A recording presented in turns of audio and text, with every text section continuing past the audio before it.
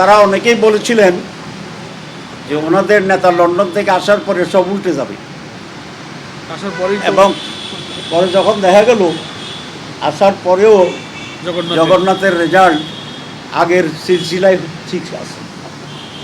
এখন জাতীয় নির্বাচনের পরে শাহজালালে একই ধরনের আরেকটি নির্বাচন, তাদের জন্য কিছুটা বদহজমি তো হইতেই পারে। জাতীয় নির্বাচনের সাথে তো ছাত্র সংসদ নির্বাচনের কোনো সম্পর্ক নাই, এক নম্বর কথা। দুই নম্বর কথা হচ্ছে ইলেকশন কমিশনের প্রধান কাজ হচ্ছে জাতীয় নির্বাচন, স্থানীয় নির্বাচন করা। কোন জায়গায় সাংবাদিকদের নির্বাচন হচ্ছে, কোন জায়গায় লয়ারদের নির্বাচন হচ্ছে, কোন জায়গায় বিজনেস ফার্মে হচ্ছে, কোন জায়গায় গ্রামের সমিতিতে নির্বাচন হচ্ছে, এগুলোর এখতিয়ার কিন্তু ইলেকশন কমিশন না। ইলেকশন কমিশন অন্যায়ভাবে এবং ক্ষমতা বহির্ভূতভাবে শাহজালাল ইউনিভার্সিটির নির্বাচনকে একবার স্থগিত করেছিল।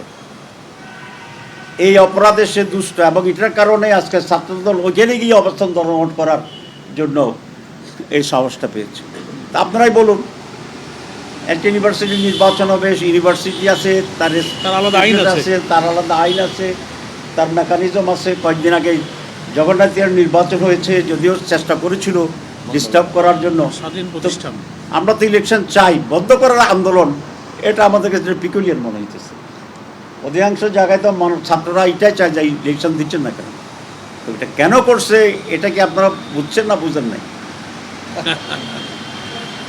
আপনারা বুঝেন নাই, তাহলে আমি একটু বুঝাই দিই। আপনারা যেহেতু এত সহজ জিনিস বুঝতে পারেন না, এত বড় সাংবাদিকেরা, তাহলে একটু বলতে হয়।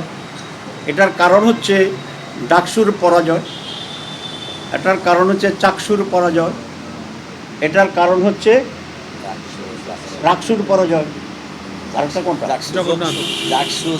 তারপরটা হচ্ছে চকসুর পরাজয়। কারণ তারা অনেকেই বলেছিলেন যে ওনাদের নেতা লন্ডন থেকে আসার পরে সব উল্টে যাবে, এবং পরে যখন দেখা গেল আসার পরেও জগন্নাথের রেজাল্ট আগের সিলসিলায় ঠিক আছে।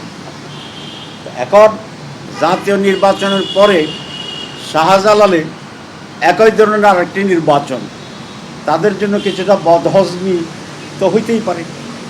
এরা 5 বার যদি পোলাও খায় তাহলে তো বদহজমি হবে। তারা এটা চান না জাতির কাছে আরেকবার পরিষ্কার করতে যে শুধু ডাকসু জাকসু রাকসু জকসু নয়, সিলেটের লোকেরাও ইউনিভার্সিটির লোকেরাও ওনাদেরকে ভোট দিবেন না। এটাই একমাত্র কারণ, আর কোনো কারণ নেই। এখন বুঝছেন?